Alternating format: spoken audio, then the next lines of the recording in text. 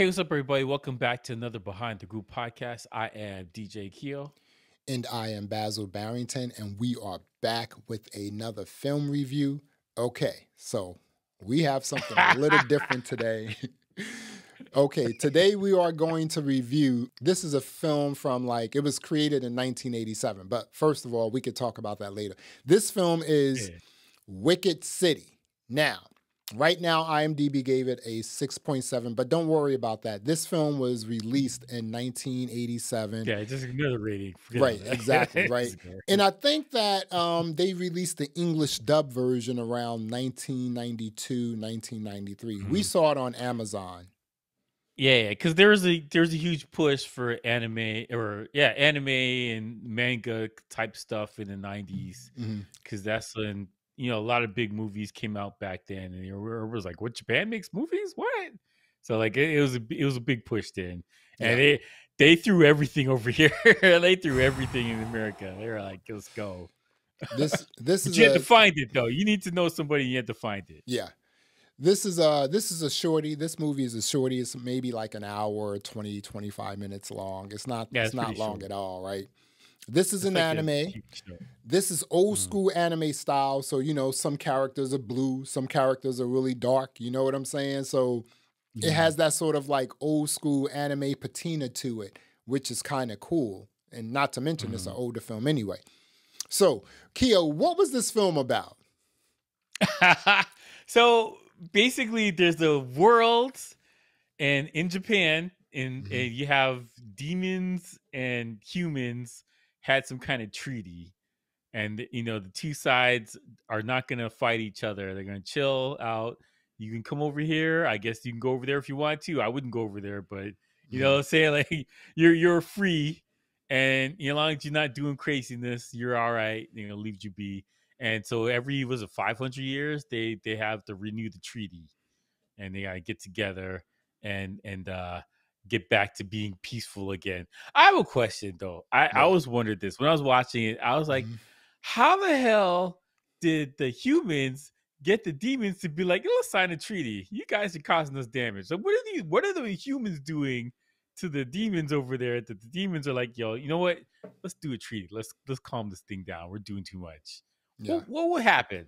I would love to know that, because I don't see how the demons are losing anything in here. From what I saw in the movie, I'm like, yo, demons they're not losing nothing. I mean, they're obviously not dying, because when you shoot them, when you think they're dead, they come back to life. They regenerate, right? Yeah, regenerate, exactly. So this is so in the natural world, in the human world, you have this special police force called the Black Guards, right? And then in the demon world, that's called the Black World. So the other premise of this film is that they have this treaty, but they really don't have a treaty. The reason why they are these two individuals from, the Black Guard and also the Black World, who then went over to the Black Guard, are linked up.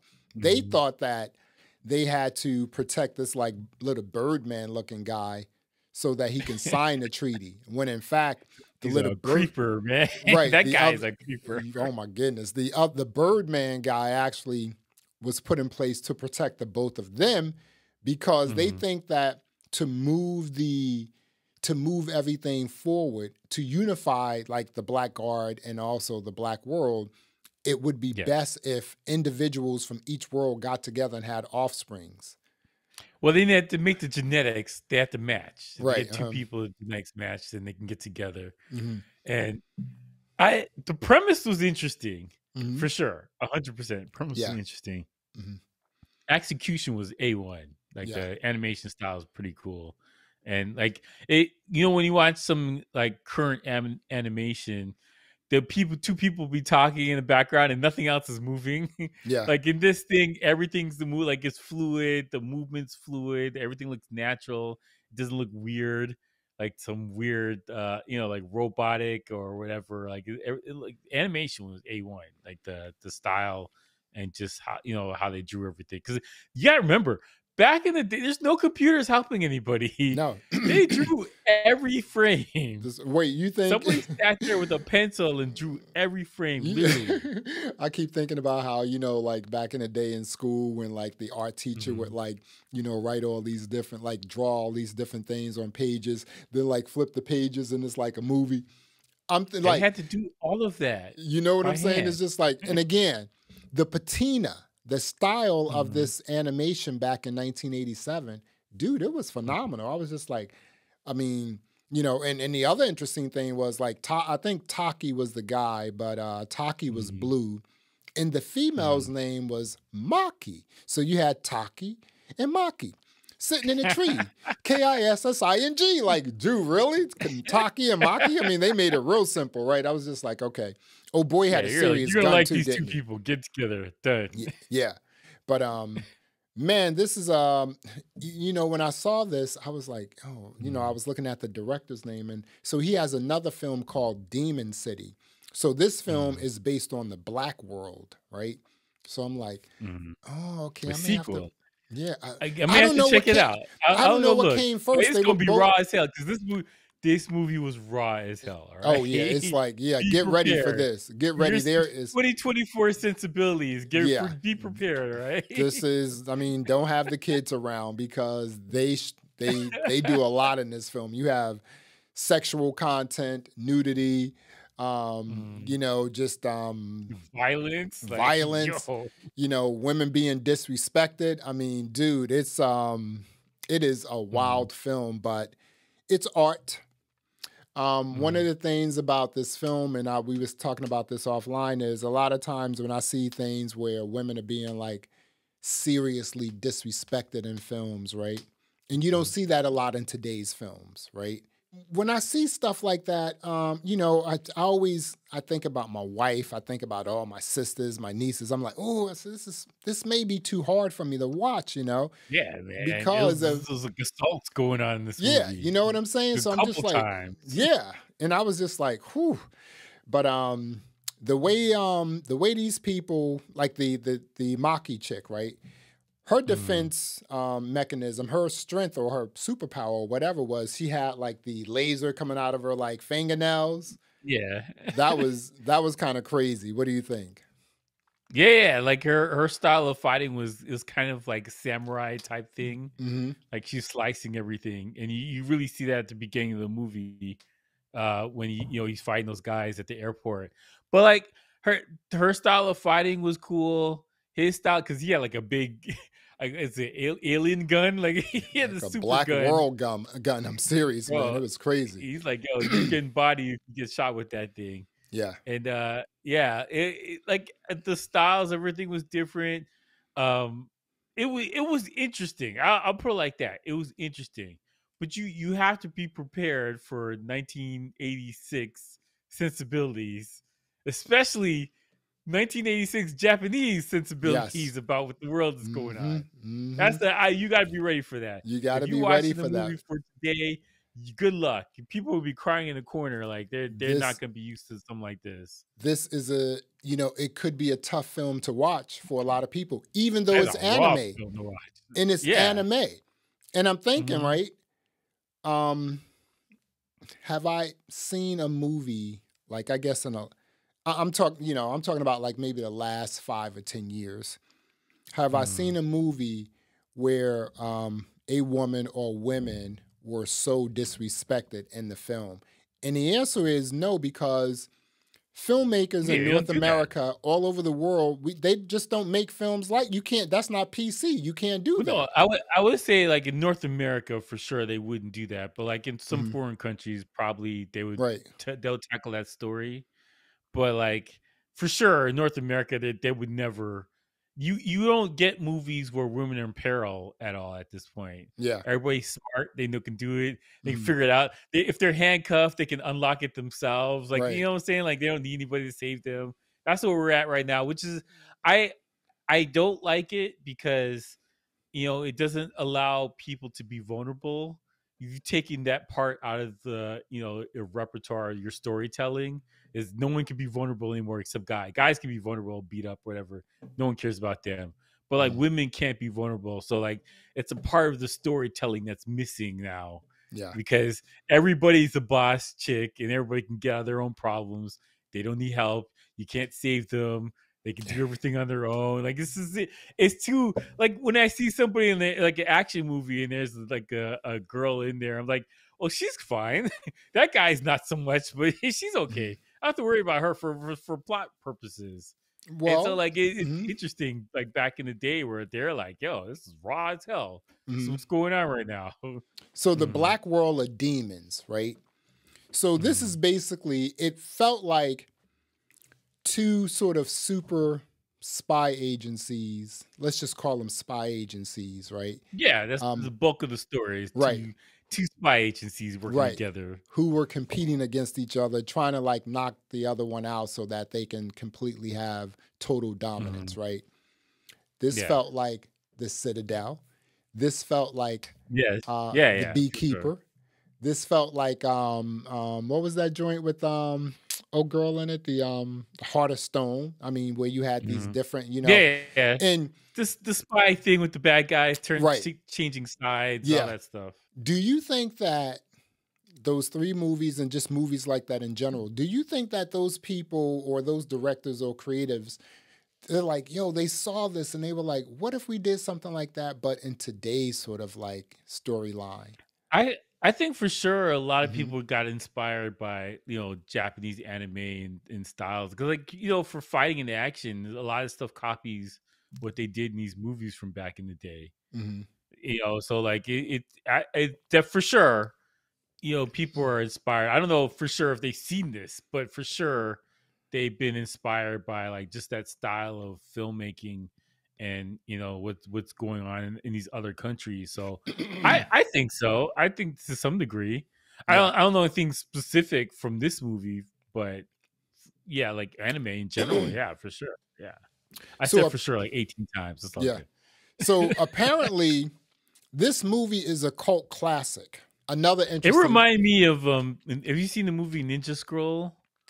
Dude, what that movie is sick. Yeah, like it reminded me of that kind of stuff. Like, you know, Ninja Scroll was crazy. Yeah, like just the demons, that kind of thing. It reminded me of that. Yeah. It was probably around the same time, wasn't it?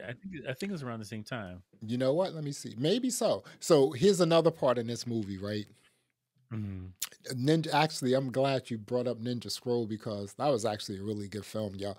But one part of this movie was when, you know, Taki walked into, you know, this situation, this warehouse where Maki was caught by the black world, and you know they were basically like, we won't kill her, but she will serve men. Basically, you know, getting assaulted. Yeah, basically, right? Basically, and so this other woman who worked with the black world, the Spider Woman, she basically opened her. She was like, oh, she was basically seducing. Like half her stomach, man. Right, she was seducing old boy, right, and he was just like totally in, you know, just engulfed in the joint. But he went inside of her body, right? And I guess they were, you know, being intimate, and he was inside the body. But Taki was like, not so fast. Yeah, like you can see like, my boy, he blew his way out of that woman's body. He was inside this woman's body, and he blew her just completely out the water. But you know what? Dude, that did not kill her because she came back, right? Yeah. She's a strong henchwoman. She's a strong and empowered henchwoman, right? Right. Wow. The last person in the black world, he was the one who was regenerating himself every time he got killed. Okay, I had a question about that. Is he the last person in the world, in the black world, or the last person on the Earth side of the black world? Because that seemed confusing to me. I thought that the demon side of the world is still going on, and he's just the last person over here. You know what? That was one of the questions I was going to ask you. I'm looking at it right now. Like, because I was like, because he did say it's only two of us now, right? Yeah. Before she got killed. On the Earth side, the human side. On the Earth side. So the sequel or the other film, Demon City, maybe we'll know. You know, maybe he comes back, he goes back to the black world, you know. Yeah, I'm gonna check it out. I'm gonna watch the Demon City, sequel. yo. I mean, that's like it's the Wicked City. So Demon City is on the Black World side. That may be even crazy. I Mhm. heard. I was reading up on that. That's also a cult classic.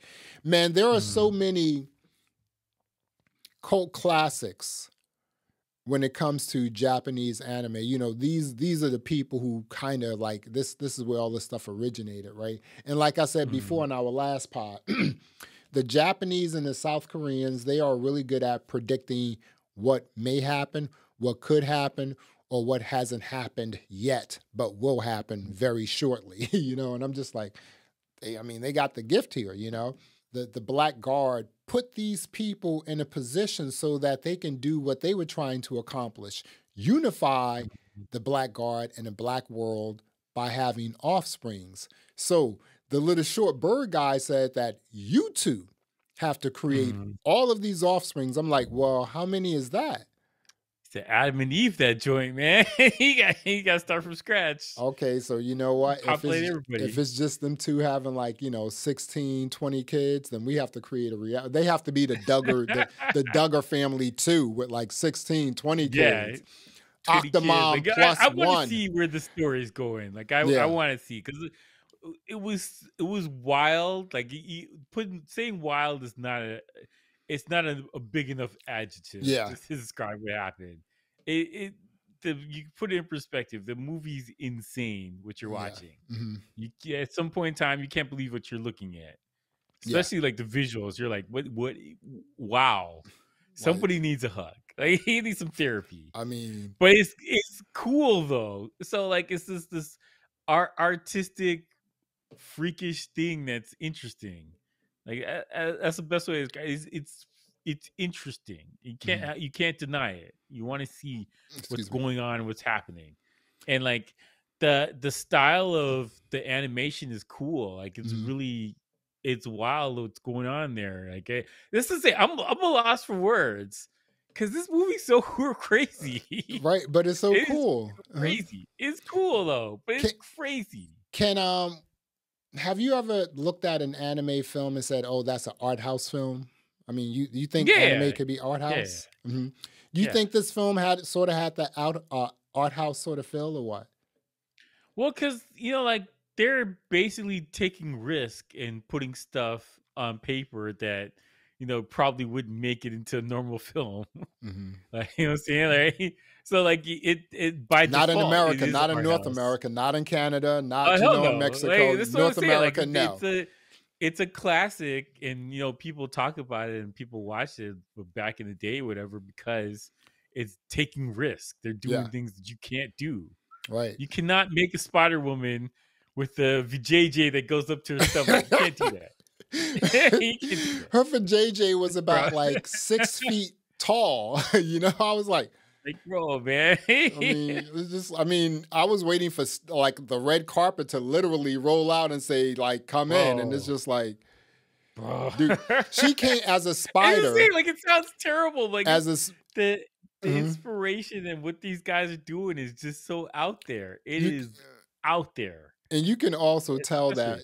that these were a bunch of like, young filmmakers and and writers who created this. It's not like no That's 50 fair. or 60-year-old like director writer creating some stuff like this. They probably Mhm. have kids, they probably have daughters, they have a wife, the whole nine. They're not, people. Mhm.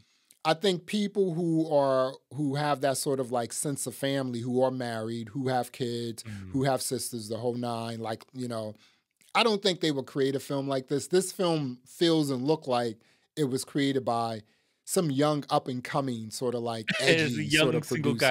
guys. Right, exactly. Just like, hey All dude, right.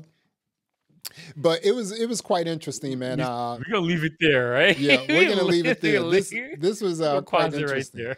Yeah, so but anyway, man, so we are talking about Wicked City. This is an Mhm. anime 1987 flick. Go check it out on Amazon. Keo, what are you going to rate this film? I give it a 7.5. Mhm. And the only reason why I give it a 7.5 is that you gotta be prepared for what you're about to see, all right? Yeah. That's all I'm gonna say. You gotta be ready for that. So there's a couple things in there, and I was feeling uncomfortable. I was like, dude, what did you send me over here?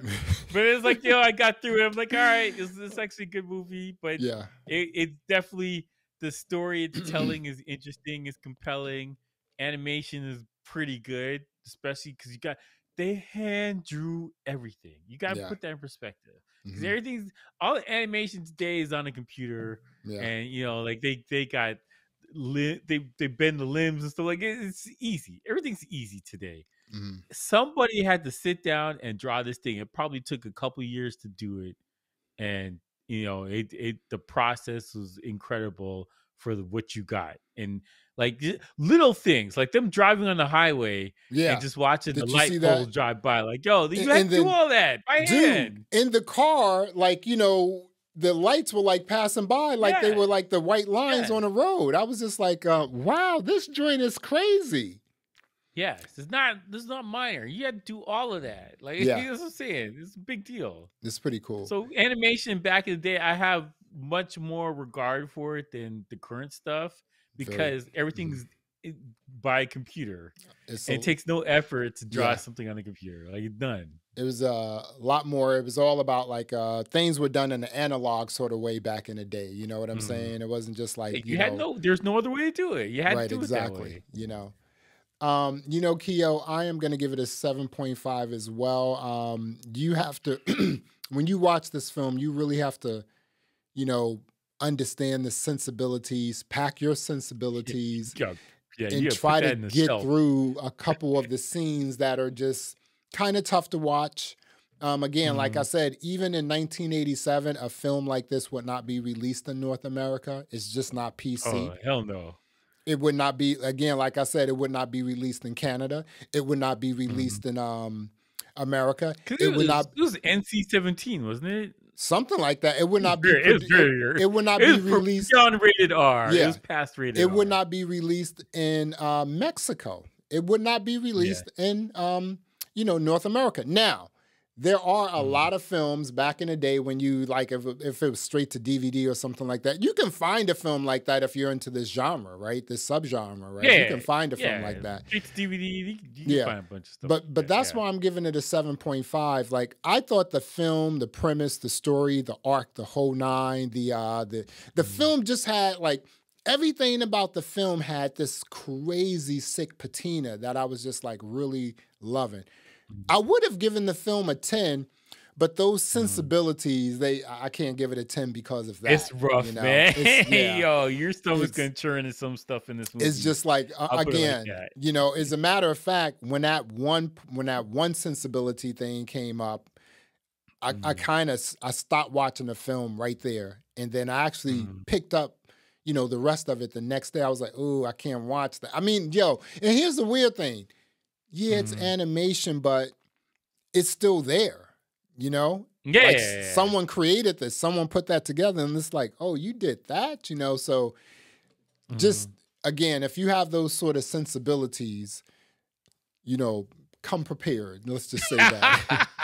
Because this film is an understatement of the year, right? It's wild. But if you took those out, and again, Keo and I both gave it a 7.5. And I think, would you say that you gave it a 7.5 because of those things?